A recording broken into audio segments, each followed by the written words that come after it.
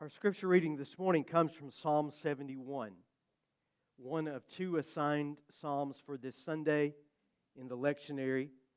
It is anonymous, its authorship assigned to no one. Clues within the psalm indicate that the writer is a little bit older, maybe, or at least one who is in the second half of life and knows that his or her youth has been spent. For example, verse 9, "Do not cast me away when I am old. Do not forsake me when my strength is gone." Verses 17 and 18, "Since my youth, God, you have taught me, and to this day I declare your marvelous deeds. Even when I am old and gray, do not forsake me, my God." And you may not pay much attention to those little details when you are younger, but as gray hair and wrinkles accumulate, they sort of jump off the page at you if you have your reading glasses on to see them. Our reading this morning is verses 1 through 4 and verses 13 and 14. Anna is not with us today to read. I am a poor substitute. And sticking with the theme, she is at home today because her son and new granddaughter are visiting today. So that's a good reason to miss. So hear this from the voice of one who is older now, one who has seen some things, experienced some tough times, but hasn't given up or given in just yet. This is the psalmist's voice. "In you, Lord, I have taken refuge. Let me never be put to shame. In your righteousness, rescue me and deliver me. Turn your ear to me and save me. Be my rock of refuge to which I can always go. Give the command to save me, for you are my rock and my fortress. Deliver me, my God, from the hand of the wicked, from the grasp of those who are evil and cruel. May my accusers perish in shame. May those who want to harm me be covered with scorn and disgrace. As for me, I will always have hope. I will praise you more and more." The Word of God for the people of God today. In the last year or so, I have become a fan of an Australian-born musician whose song we just sang, named Nick Cave. I first heard him sing on Johnny Cash's 2002 album, "The Man Comes Around," which is a classic album. He sang a duet with Cash, Hank Williams' classic song, "I'm So Lonesome I Could Cry." And I didn't know anything about him at that time. Nick Cave is a sort of second coming of Johnny Cash, though no one can ever replace Johnny Cash. Can you say amen to that, right? Cash and Nick, tall, brooding, dark, not all that handsome, somewhat frightening, often dressed in black, with this powerful baritone voice that no one would ever misidentify as soothing or refined. But where Johnny was singing country music and creating this wide slice of Americana music, a generation later comes Nick Cave singing garage rock, gothic rock, punk blues, and creating lyrics and melodies that are impossible to categorize. I'm not a fan of all of Nick Cave's music, but I am a zealous devotee of his lyrics and of Nick Cave, the person. That doesn't mean when I say that his music is bad or obscure. Much of it is mainstream. If you have ever watched The Peaky Blinders, The Walking Dead, any of the Harry Potter movies, the animated film Shrek 2, you have heard his music. It's not bad at all, but it is different because it comes from a different kind of person, maybe the kind of person who wrote Psalm 71, one who is older now, one who has seen some things, experienced some tough times, but hasn't given up or given in just yet.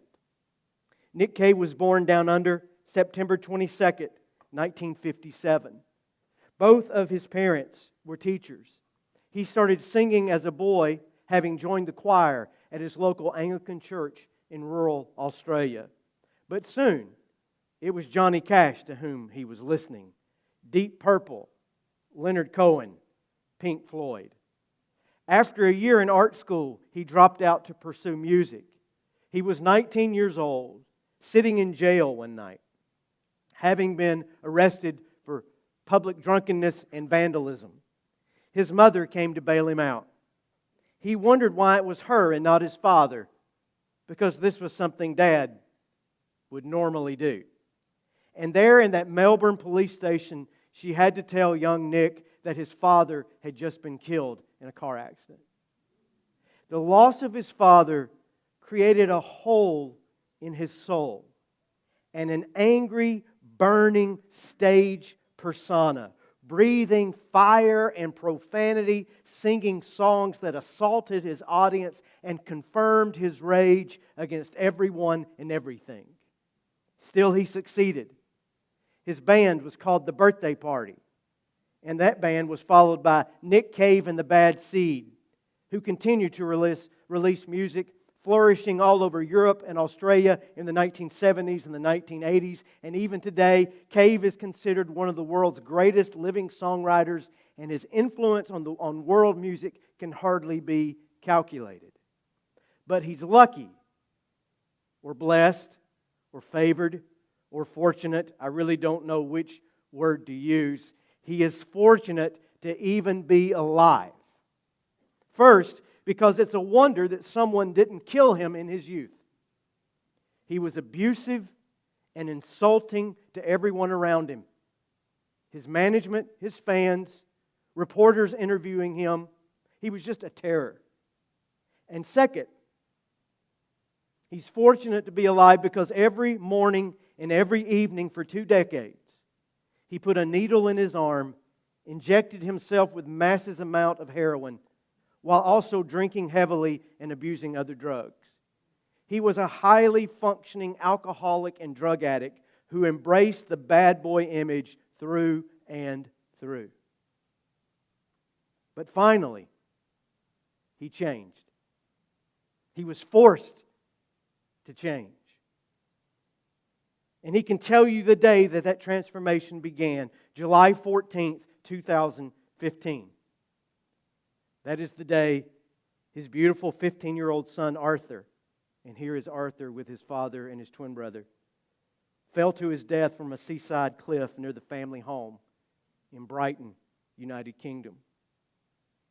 If the loss of his father created a hole in Nick Cave's soul, sending him careening into chaos and self-destruction, the loss of his son took what was left of his soul, stripped it down to parts, and nearly killed him, but ultimately led to his sobriety. Cave said this in an interview last summer, "I don't know where I would be if Arthur hadn't died." I say that very cautiously, but I think it is grief that really makes you a person. I was incomplete. I was very different, and now I see things clearly. I now see the world as deeply beautiful and people as extraordinary, resilient, and vulnerable creatures. My relationship to the universe has changed completely because Arthur died. Inigo Palacios summarized the last 10 years for Nick Cave like this. Since 2015, all of Nick Cave's works, and that includes his website where he answers his fans' questions. So far, he has received and answered 10,000 questions so far. All of his work speaks of death, pain, mourning, guilt, but now finally it speaks of hope. His last album, entitled Wild God, is an exuberant, grandiose, lyrical album full of religious choirs. It is an ode to life, the album of someone trying to start over. And Nick Cave has started over with something that we must call faith, though his faith looks and sounds different from what you or I might call faith. He doesn't believe in an interventionist God, he says. Quote, "The concept of God isn't that of a being who's outside the world, who cannot change, who knows everything, who looked at the world with contempt and turns us into dancing little puppets. I believe that God is embedded in this world and in His creations, in human beings. That means that God is not static. He is an ongoing project that grows with us. And I think God is looking for the same thing as everyone else, someone who believes in Him. I think we long for that much more than something to believe in. We human beings want someone to sit down with us, look at us, and believe in us. But this faith of his, has not made him a fan of organized religion. And I think that's a key reason why I think I love him so much. And his ferocious honesty. In his book, Faith, Hope, and Carnage, he says this: sadly, organized religion can be atheism's greatest gift. But I still go to church. For me, churches are man-made structures, but there are things I get in church that I have no way of expressing otherwise. I'm not a very good believer, and I am plagued by doubts, but I'm not an atheist. I know that deep down. I know that deep down in my soul. While I don't know about God, I don't know about Jesus Christ sometimes, somehow things start to make sense.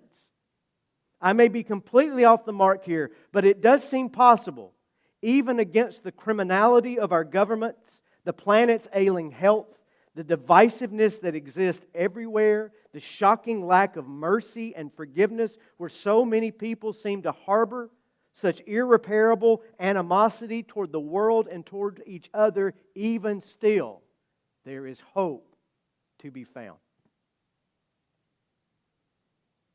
And he is able to say this and to maintain hope after suffering so much. Not just the death of his father, his young son, and the years of his life lost to addiction, but also the death of his oldest son, Jethro, who died just 3 years ago. A young man not unlike himself, but a young man who could not overcome his own mental illness and his addictions. Nick Cave's words, one more time: "My work has become an explicit rejection of cynicism and negativity. I simply have no time for it." And I mean that quite literally. Life is too damn short not to have hope, not to live in awe and in wonder of all that God has made. As the psalmist said, "As for me, I will always have hope." I've defined hope in the past as resiliency. It's this holy and sacred act of stubbornness. Not necessarily a feeling of delight or joy. Hope is going on. Hope is pressing on. Hope is running on when you can run. It's walking on if you have to walk. It's crawling on if you've been beaten down to your knees. It is carrying the weight of a broken heart with you.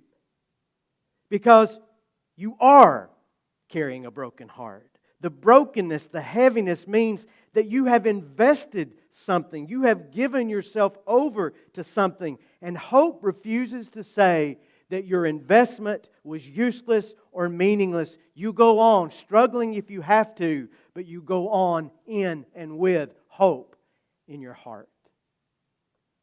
If you are an addict, or you love someone who is, if you are grieving, having suffered a loss you think that you will never come back from, if you are a skeptic, wrestling with the idea of God and what all that might mean to you, if you struggle with your mental health, and who of us really doesn't, and if you have the stomach for coarse language and burning intensity and an appetite for just a little philosophy and a lot of honesty, I cannot recommend to you Nick Cave's book, Faith, Hope, and Carnage, more strongly. I suspect it will remain on my own bookshelf for many years to come. And now, with permission to speak freely, my own heart is broken these days. some of my dearest loved ones, people in my family, this morning, are living in fear of deportation. Their long-time legal protections have been eroded and undermined. They hide in their home. They could disappear into a country they have never lived in. It could happen any moment. I am sick unto death of seeing starving children in Gaza. Weaponized starvation that is 100% intentional. I am exhausted by seeing bloodied bodies in Ukraine and Russia stacking up like firewood. I am appalled at the apathy, the indifference of so many people who just shrug their shoulders and who will not employ their voice, their resources, or their witness to alleviate the suffering around them just so long as their mutual funds are getting a good return. I am humiliated by my own religious heritage and tradition, a tradition that long ago sold out to wage culture war and surrendered the essentials of love, justice, mercy, and humility. I am shocked that we think all of our problems are due to policies and people at the top when it's our own crooked hearts and crooked ways that create a society. I am torn to pieces by platformed and applauded hatred that surrounds us. I am deflated by the fact that all I have just said will be criticized and picked apart. And I am at a complete loss for how any of this can be changed, assuaged, relieved, or amended. But God as my witness, I will always have hope. And I will always attempt to defy the demoralization.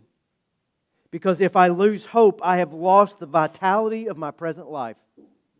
If I lose hope, I have given up on the possibility of a more loving future for myself and for all who will follow me. Without hope, I can only leave my children, my grandson, and their children nothing but despair, and I refuse to leave those who will follow behind me with nothing but despair. God is too good for us to live in perpetual despair. Hope, not because everything will turn out fine and dandy, not because my vision for how things ought to be will somehow be imposed onto others or the world, not that it should be. And hope, not because there will be a sudden, massive spiritual awakening. Hope, because I cannot allow myself to surrender to cynicism. Hope, because I refuse to accept the status quo as the best we can do. Hope, because I still believe that love is the greatest force in God's universe. Hope, because there are always people of goodwill who will follow Jesus, love their neighbor, and who quietly will not capitulate or bend the knee to the tyranny of public opinion. My heart might be broken, but maybe that is what is required. When our hearts are broken, that is how hope spills out into a world that desperately is dying for hope itself. We're going to sing a song by Nick Cave in a moment called Push the Sky Away. It has these abstract lyrics about intuitions, the expectations of others, about the temptation to apathetically settle. And then that chorus rings out, you've got to just keep on pushing, push the sky away. And Cave has said of this song, we all have this feeling of the world folding in on us, whether it's environmental or economic or nuclear or whatever. I don't think there's anyone on the planet who is walking around thinking everything is wonderful. So to me, there is this idea that we need to carry on and do what we need to do. This song is optimistic in that respect. Of course, it's impossible to push the sky completely away, but we have to try. And then he says this, reject the relentless promotion of despair. Open your eyes to the beauty of things. View the world not as it is packaged, presented, and sold to us, but as we imagine it could be. We do not look away from the world or our failures. We look directly at these and allow the Spirit of hope, this necessary driver of change, to inspire us to action. This is our radical and audacious duty. Robert Desnos was a French poet who joined the French Revolution during World War II.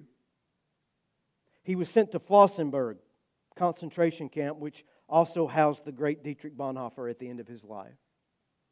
One day, Robert and a group of his friends were loaded onto a truck, and they knew where they were going. The trucks always left full, and they came back empty. And he knew they were going to the gas chamber. And as they get off the truck, they're queuing in line to go into the gas chamber, grim faces, of course, moods as dark as the death that was now upon them. And Robert did something silly. He grabbed the guy in front of him and he spun him around and he grabbed his hand and he looked at his palm and he said, "Oh my gosh, you got the longest lifeline of anybody I've ever seen." He didn't even read palms. He's just making stuff up. "Oh, and look at this. You're going to have 3 children. And you're going to have a wonderful house in the countryside." And then another man said, "Well, what about me?" And then he told the tale about him. And before long, every man in that line was standing around Robert Desnos saying, "What's my life going to turn out to be?" And it's so discombobulated, I love that word, it so discombobulated and disoriented the guards, they loaded them back up on the truck and took them back to the barracks. And 2 weeks later, the camp was liberated. And there is Robert in that circle with the men around him whose lives he saved simply by an audacious act of creative imagination to give people a little bit of hope. And it saved their lives. He pushed the sky away. And sometimes that makes all the difference. In you, O Lord, I have taken refuge. Let me never be put to shame. In your righteousness, rescue me and deliver me. Turn your ear to me and save me. Be my rock of refuge and my fortress. And as for me, I will always have hope.